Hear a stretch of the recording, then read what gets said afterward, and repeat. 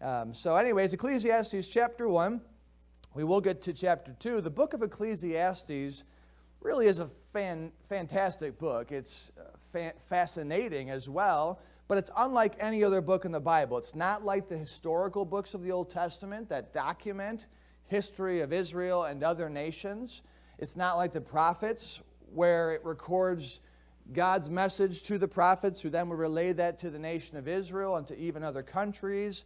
The book of Ecclesiastes isn't like the epistles. The epistles show doctrine after doctrine with deep meaning.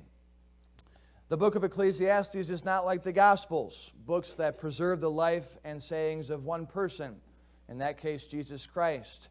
It is not like the Psalms, a book that offers a wide variety of songs and prayers. It's not even like his other books, Proverbs and Song of Solomon. They share wisdom, they share truths in precise fashion. No, this book is unique to all other books of the Bible. It's unique because it shares the process by which Solomon came to know truth. In fact, I think the book of Ecclesiastes and the book of Proverbs are very different. Very different because the book of Proverbs, it's maxim and axiom after one.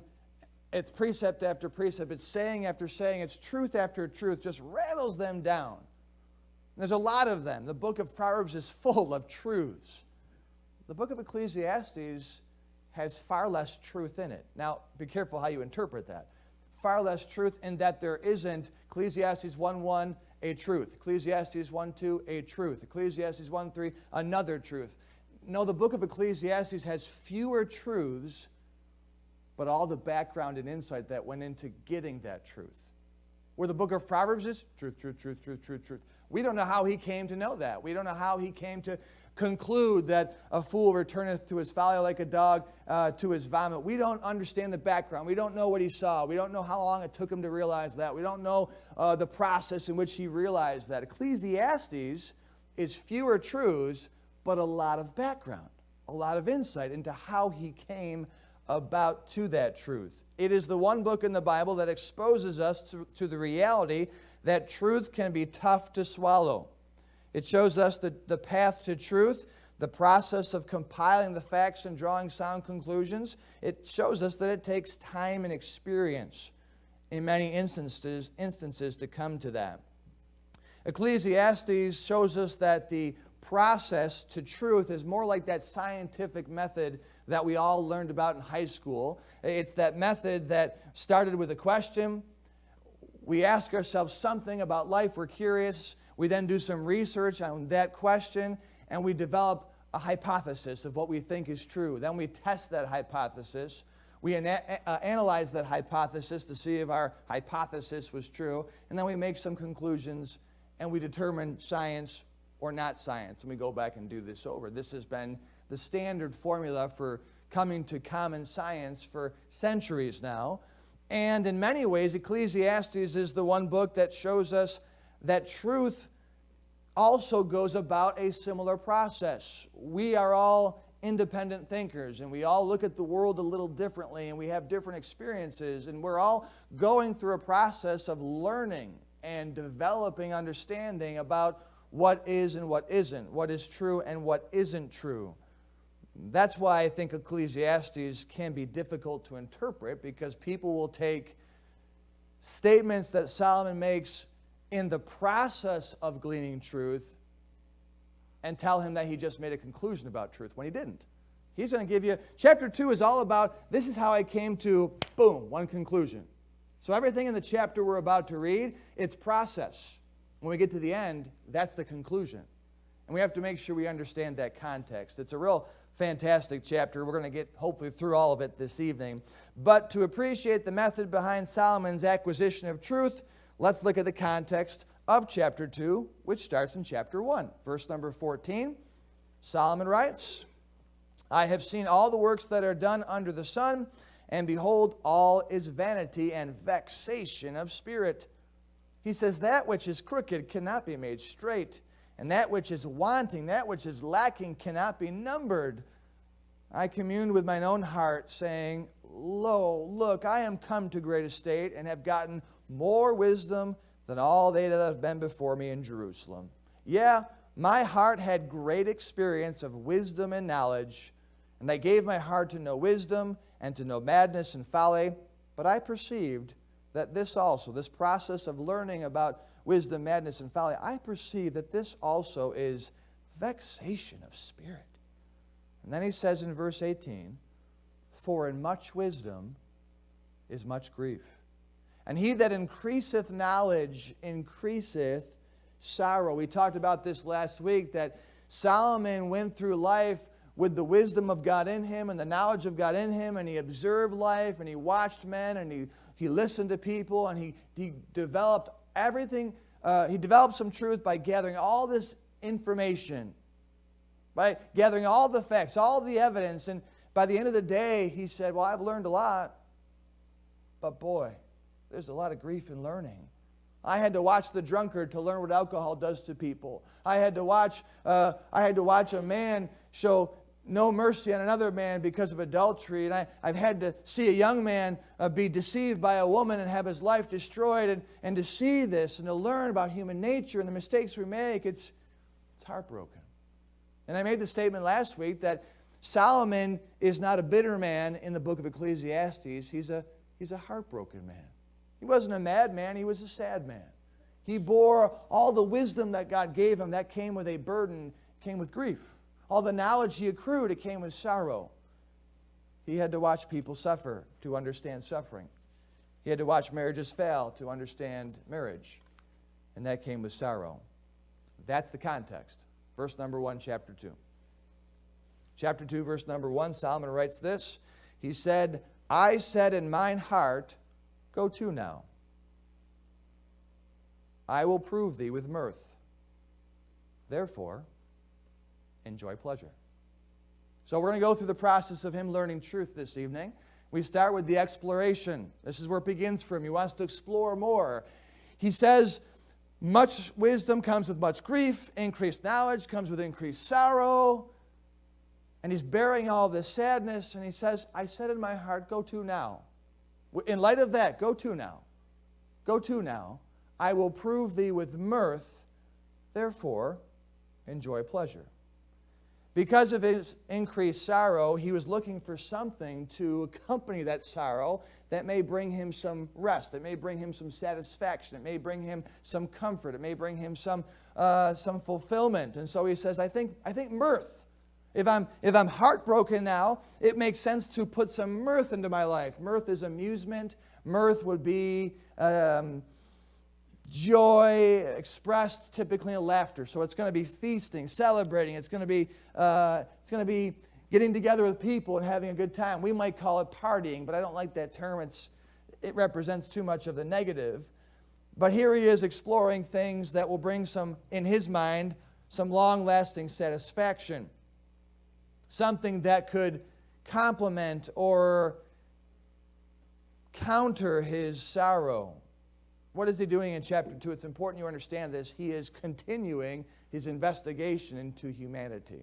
This is not him saying, I've had enough of mankind, I've had enough of this investigation, I've had enough of wisdom, madness, and folly. I'm just going to go and have a good time. It's not at all what's happening here. It's not him saying, I've had enough with doing the right thing, I've had enough with doing the good thing, I'm just going to go and party hardy. It's not what he's doing. He's exploring now mirth. He's going to experience it for himself. He's going to submerge himself into the good side of life, and he's going to ask himself, is this going to be good enough for me? Let's keep reading, and we see his expectation is not very high, because in verse number 1, again he says, I said in mine heart, go to now, I will prove thee with mirth, therefore enjoy pleasure. And then he says, and behold, this also is vanity. It's like a vapor. It's not fulfilling. It's brief. It's not long-lasting. Verse 2, I said of laughter, it is mad. That's more like crazy, not angry. It is mad. It's crazy. Laughter just sounds so, yeah, it's crazy. And I said of mirth, what doeth it? What doeth it? He has already, based on chapter 1, evaluated the world. He says, I've concluded all is vanity, all is vexation of spirit. I've looked at the good, I've looked at the bad, I've looked at the happy, I've looked at the sad, I've looked at the broken, I've looked at the mended. all is vanity. Nothing is really fulfilling. Nothing is long-lasting. You know, we have a good piece of cake, and that seems to fill us up for a half an hour, and then we want another piece of cake. I smell perfume in my wife, and I like that, but it doesn't last. I want to smell it again, and we just have to keep going back. That's what he talked about in chapter 1. So he understands going into this exploration of mirth to see if it's good enough for him. He understands everything's vain. Everything's vanity. He understands laughter doesn't seem to offer a whole lot. He hears people laughing, and it can sound chaotic. You ever hear somebody laughing, and it just is obnoxious, an obnoxious laugh, and you think to yourself, that doesn't bring a lot of structure to anyone's life. There's no intellectual value there. People get around, they start giggling, and he says, this is crazy. This is madness. Mirth, he says, what doeth it? People are always celebrating. There must be something to that. Now, when we were in Israel, it gave me an appreciation for their culture. Obviously, we're thousands of years removed from when they would come to the temple and they would observe the feasts the way they used to. But there was some celebration going on when we approached the old city. And it was so outside the realm of what we're used to in Western cultures. Western cultures, we either go to the streets like an angry mob, or we sit in the backyard and have a good time partying. But we don't typically take our parties through the streets and parade ourselves through. But they were doing something, I forget what it was, but they had trumpets, they had cell phones, they had all kinds of musical instruments. It's okay, Sunday night, you can have phones. We're all right here. But they were just clapping and they were chanting. I'm sure it was in Hebrew. I couldn't understand it. But our Mark, who's Jewish, he says they love it when you join in. So we're like expected to just, join in with them and clap and la la la la. We don't know what we're saying. But the whole area kind of erupts. It's really fun. It's clean. It's festive. It's cultural. But that would be mirth. They were laughing. They were singing. They were clapping. They were dancing. It was a part of who they were. Well, in Jewish culture, this is what they did for the feasts. They would come to the temple, and the religious feasts, they were akin to our pagan pie fellowship, but with a lot more activity and a lot more celebration and laughter. It was a part of who they were. Solomon would see this. Solomon would know it. Solomon would watch it. He would look out his palace window and see it taking place all the time, and he was curious, what doeth it? What doeth it? He didn't really understand it that well. He says, I've got to taste it for myself. I've got to experience it for myself to know if it truly fulfills. Let's keep reading. Into the experimentation. Verse number 3. This is where all the Baptists get upset with Solomon, because he says, I sought in mine heart to give myself unto wine. Context is key when we understand Scripture, or when we want to understand Scripture. Taken out of context, we can conclude Solomon turned himself to alcohol to drown out the sorrow of learning what he had learned about men. We could say that this is where Solomon got off track, is he allowed alcohol to come into his life and it would ruin him. This is not the context in which he said, I gave myself unto wine. We're going to see it in just a moment. The context is I'm trying to prove my heart to see if mirth will bring it any long-lasting satisfaction. Because I've got a lot of grief there. I know how that feels. I'm just curious, is this going to be good enough? So I turn myself unto wine. He was proving the feasting, the celebration side of his culture. We tend to look at any time the word wine is mentioned in the Bible, and we naturally assume it's what we see it as in our culture, which is an alcoholic bottle that you buy at the alcohol store, or you can get it at the restaurant, but it's alcoholic. That's what we always assume. Wine in the Bible can mean two things. It can mean fermented wine, or it can mean grape juice. In Hebrew culture, I would guess that all Middle Eastern culture was this way, especially back then. But when you celebrated with wine. You had wine at everything. Because it was their soft drink of the day. It was also their hard drink of the day, but it was their soft drink of the day. They didn't have Coca-Cola. I don't know how they enjoyed life, but they didn't have Coca-Cola.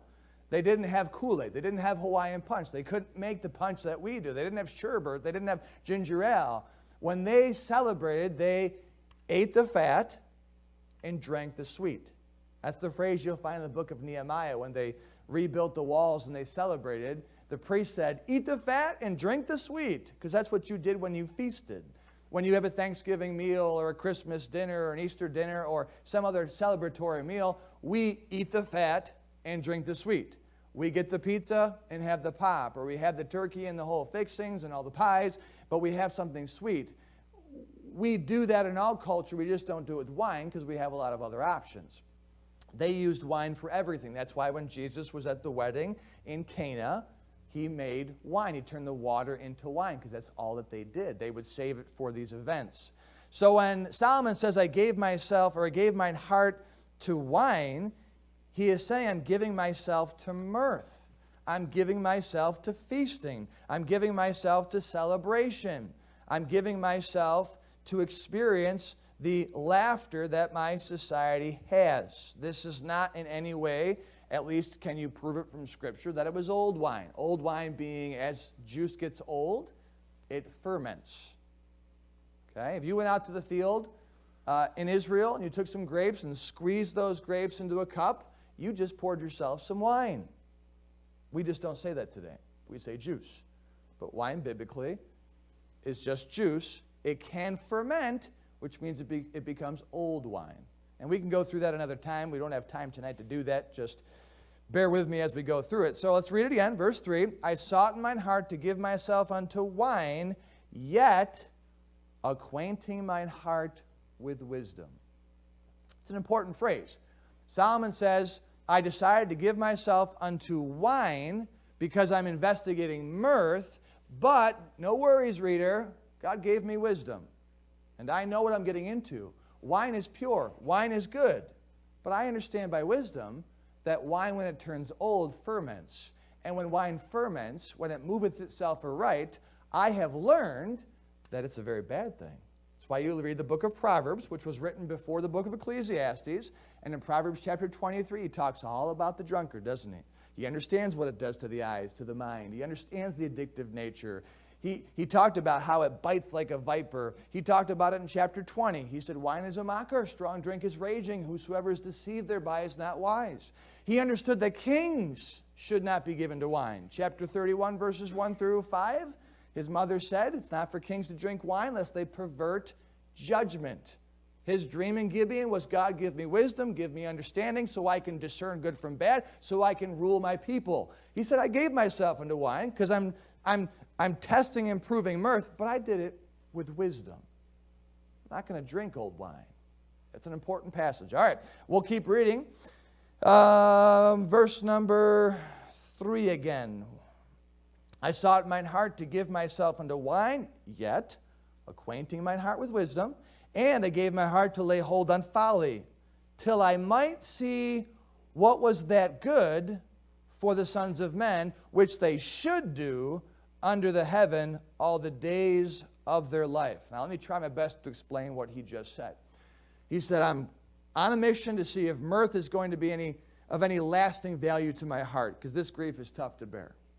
So I gave myself into wine, but wisely. I wasn't going to allow myself to deal with the fermented wine.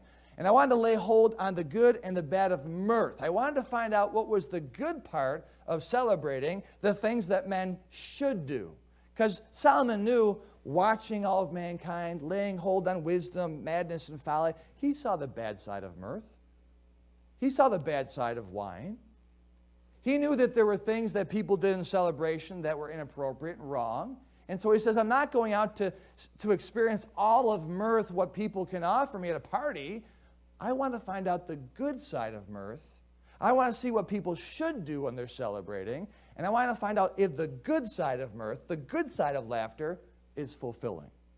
It's important you get the context here. He's saying, I went out on a mission to take the appropriate thing of life and see if it was good enough for me. Verse number 4. With that in mind, look what he says. I made me great works. I builded me houses. For what? For banquets. He builded me buildings. I builded me buildings, houses, so I can host people to have celebrations. I builded me houses. I planted me vineyards. For what? What do you plant vineyards for? This is class participation. Your turn. For wine. Why wine? For mirth. So he says, I'm on a mission to get all the resources to be the grand master of parties in Jerusalem. But with wisdom. With wisdom. Verse 5, I made me gardens and orchards. I planted trees in them of all kinds of fruits. What's that for? That's going to be your food. Like, this is going to be the venue of venues. He's going to have orchards there. He's going to have gardens there. He's going to have vineyards there. So if you want to come and have a wedding, he's going to have fresh fruit for you. He's going to have fresh vegetables for you. He's going to have a building for you to use. This is going to be great. Verse 6, I made me pools of water. Oh, to swim in? No. To water therewith the wood that bringeth forth trees. So this is for an irrigation system. 7, I got me servants and maidens. For what? Waiters and waitresses. And I had servants born in my house. Also I had great possessions of great and small cattle, above all that were in Jerusalem before me. For what? Well, we got to have the fat, man. We got to have the cows. We got to have the turkeys, the chickens.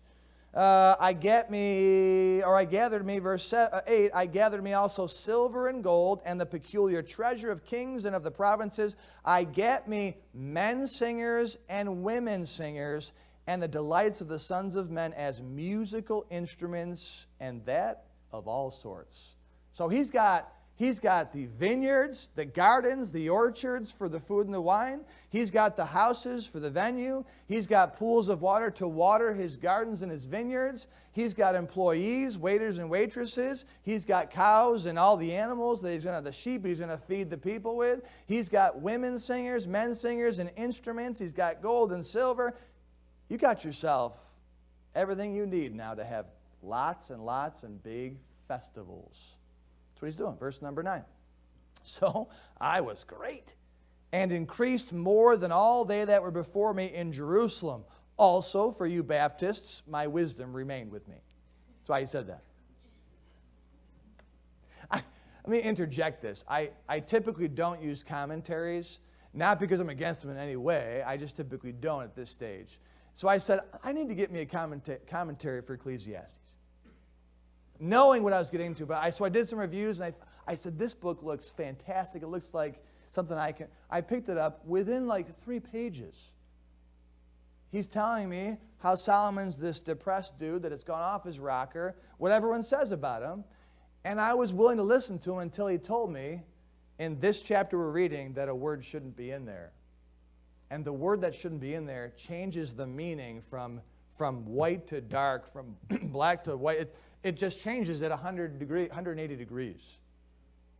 Ecclesiastes is so misunderstood because they take a statement in the middle of chapter 2 and make this man out to be a monster. This is the process in which he's acquiring truth. Verse number 10. And whatsoever mine eyes desired, I kept not from them. I withheld not my heart from any joy. You realize Solomon was repetitive there to explain and interpret what he just said? He said, and whatsoever mine eyes desired, I kept not from them. If that's all you read, you can accuse Solomon of being this glutton, this man who gorged himself on women and beer. Women and booze. Whatever I wanted, I took it. You could say that, except he said, let me give you something to understand what I said. I withheld not my heart from any joy. Joy takes you back to verse number 1, mirth. He's pursuing mirth. He's pursuing festivities. He's pursuing appropriate celebrations. He says, I kept not back mine eyes from anything good that would pertain to celebration. Joy, for, he says, my heart rejoiced in all my labor. And this was my portion of all my labor. He invested heavily into this experiment. Of course, he had a lot of money to do so. He had a big army of workers to do this.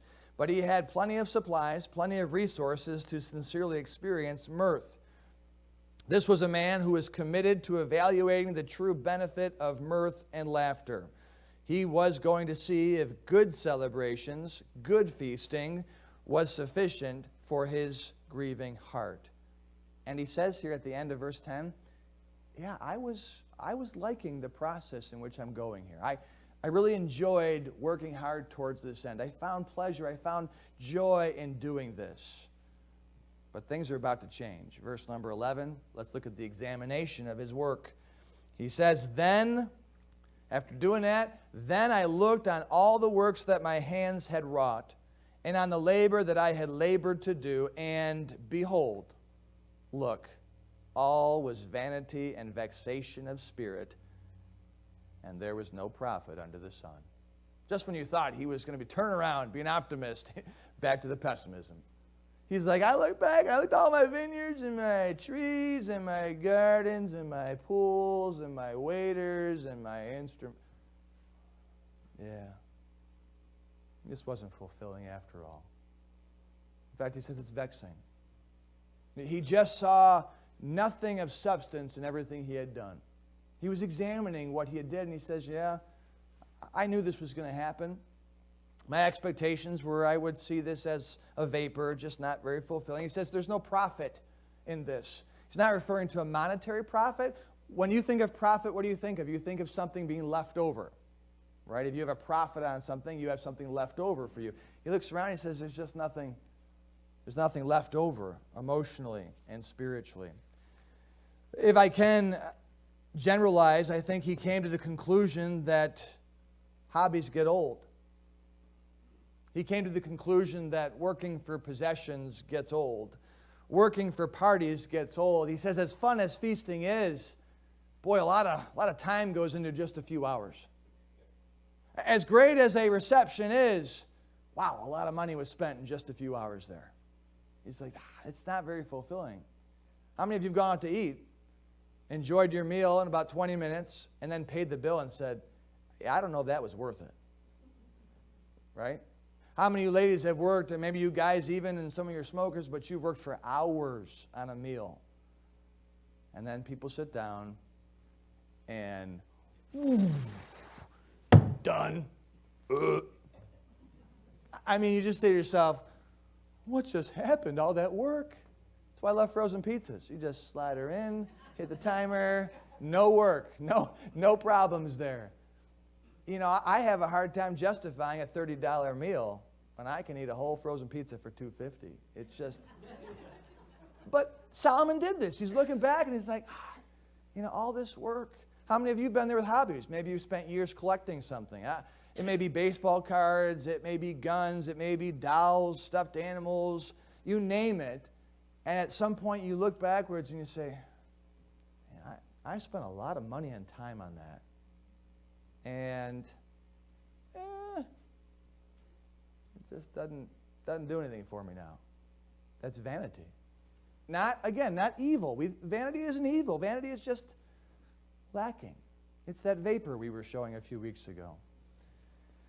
Now, what he says next gets everybody worked up. Verse number 12, he says, and I turned myself to behold wisdom and madness and folly. That's not him saying, that's it, I've had enough of this world, I tried the mirth thing, and now I'm going to go after wisdom, madness, and folly. Wasn't that what he said in chapter 1? Didn't he say in chapter 1 that I turned my heart to understand and behold wisdom, madness, and folly? That was his original investigation. It wasn't, I want to learn everything there is about madness and folly to see if I like it. Remember, he had to learn wisdom and madness, wisdom and folly, so he could discern between the two, so he could judge right from wrong, good from bad. So he says, I turned back to my original investigation. I went back to what I started with. I tried this experiment with mirth. I didn't see anything good in it, fulfilling for me. So I turned back to my original investigation. I looked at it in the big picture. And this is what he says. Second part of verse 12, for what can the man do that cometh after the king, even that which hath been done already? He stopped as a king and he said, boy, I just built this massive vineyard. I built this tremendous orchard. I have all these gardens, the pools of water. I built the houses. I got the servants in place. I got the instrumentalists in place. And I got all the cattle. I got all the sheep. What's my son going to do? I did so much that my son's going to take the throne. And he's just going to twiddle his thumbs. Now, that wasn't Solomon, I think, in this case, caring about himself as much as it was for his son. He says, what's my son got to live for? What's my son going to build? What's going to give him purpose? He's starting to realize what he already said in chapter 1. There's nothing new under the sun. That which has been done will be done again. And he's going back to, boy, life is just a repeated cycle of doing and redoing and doing and redoing.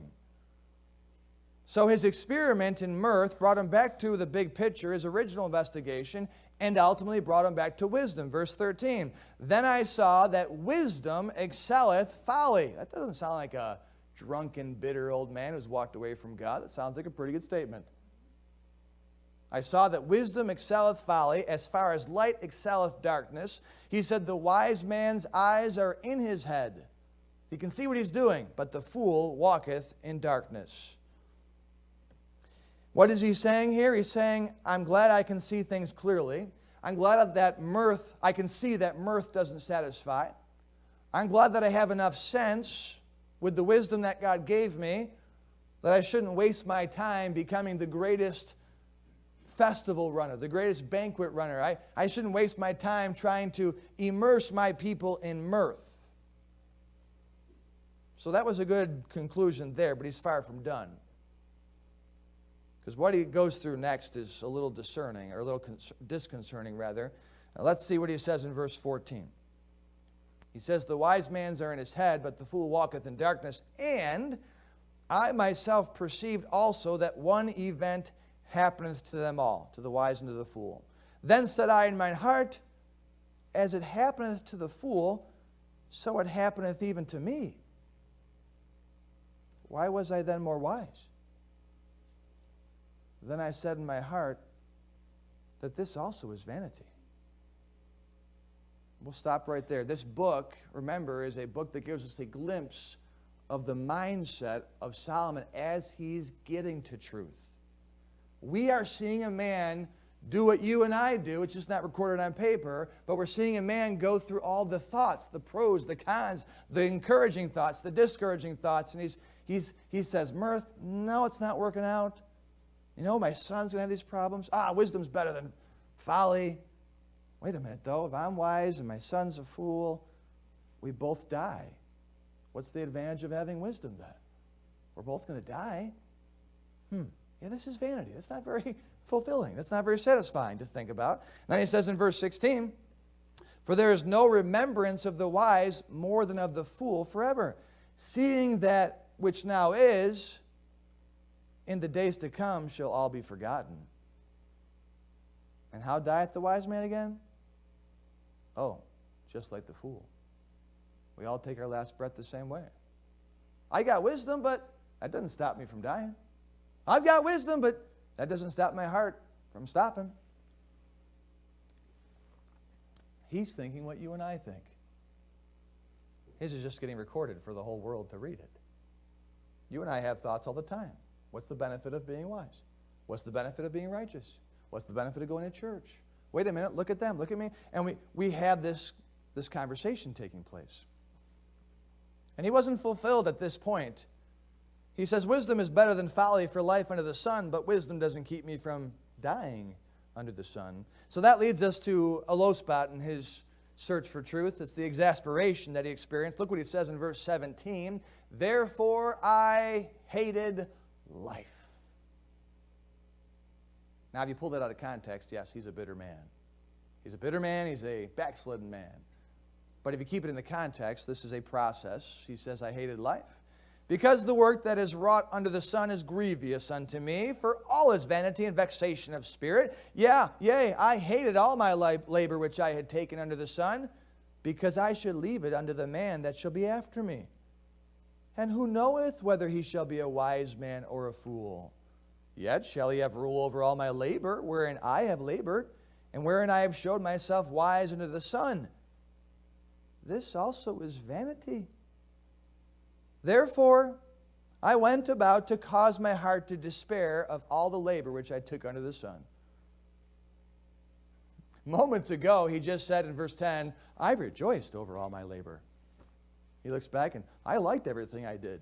Look at those gardens. Look at those orchards. Look at those houses. Look at those employees. Look at those instrumentalists. Look at the cattle. I like this. I rejoice. Now, all of a sudden, he hates it.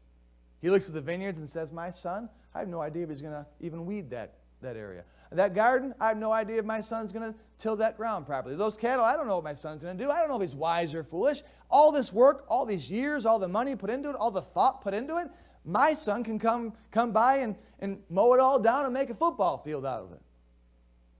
He's like, why did I waste my time doing? Solomon was coming to a place where he was grasping the vanity of this world. He realized the rather depressing truth about life under the sun. That truth is you and I live for 60 to 70 years and then we're gone, whether we're wise or foolish.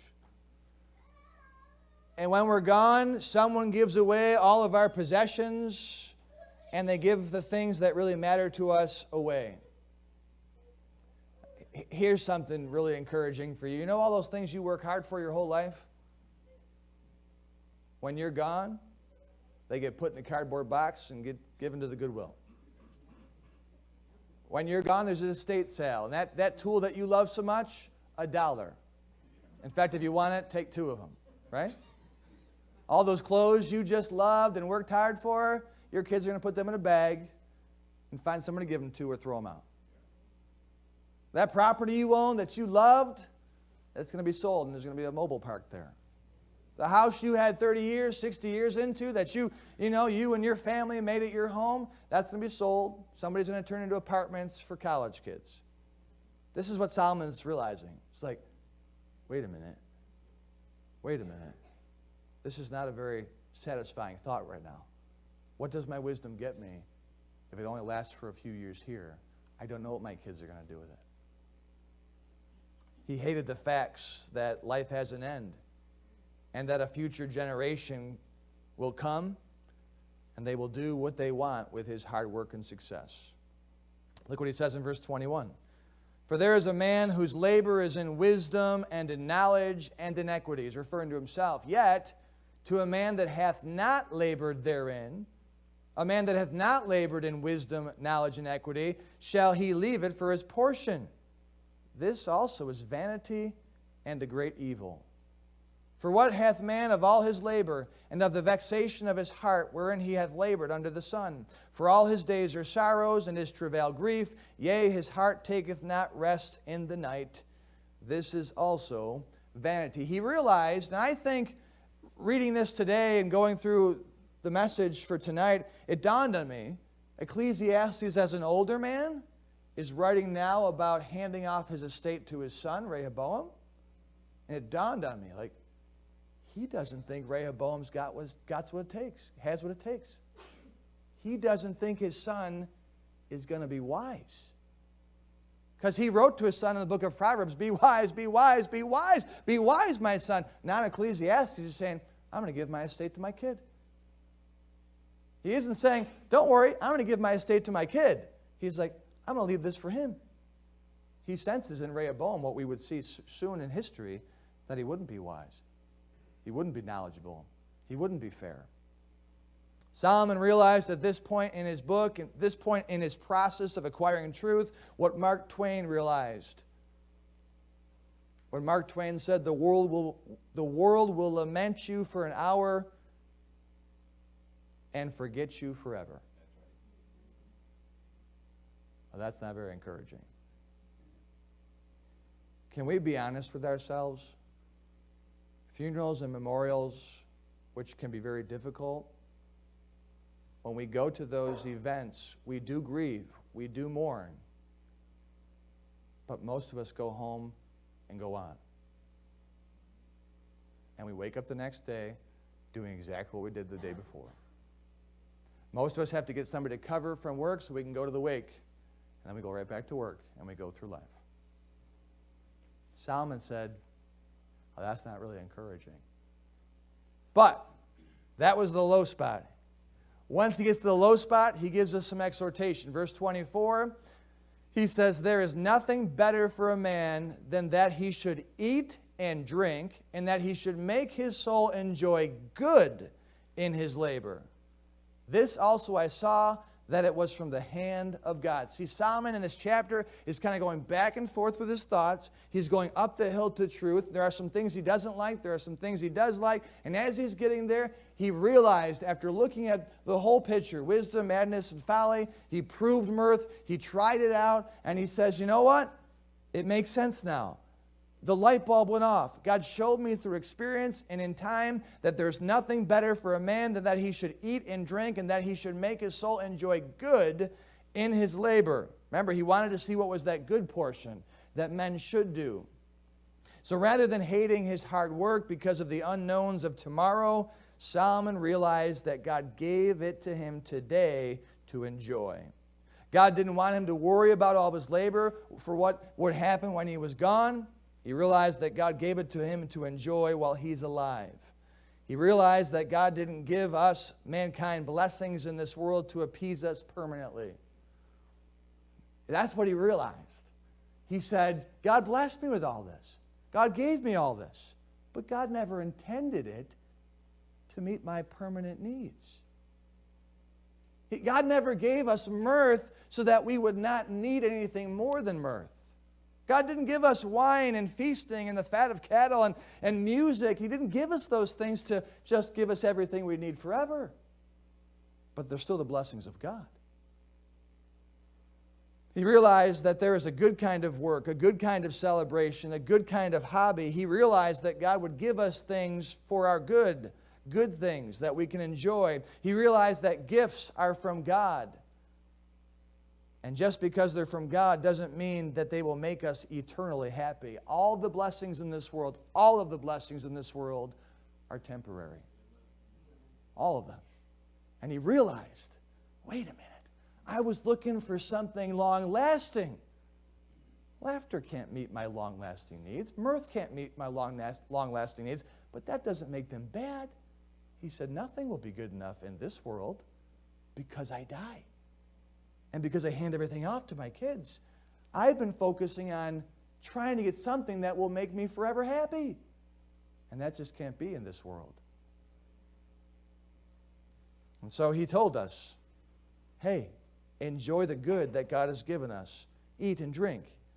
Be merry, for tomorrow we die. That's not him saying forget about the eternal. That's saying focus on the eternal. But you can still eat, drink, and be merry now. That's why God gives it to us. He explains in verse 25, he says, for who can eat or who can hasten hereunto more than I? Who can eat?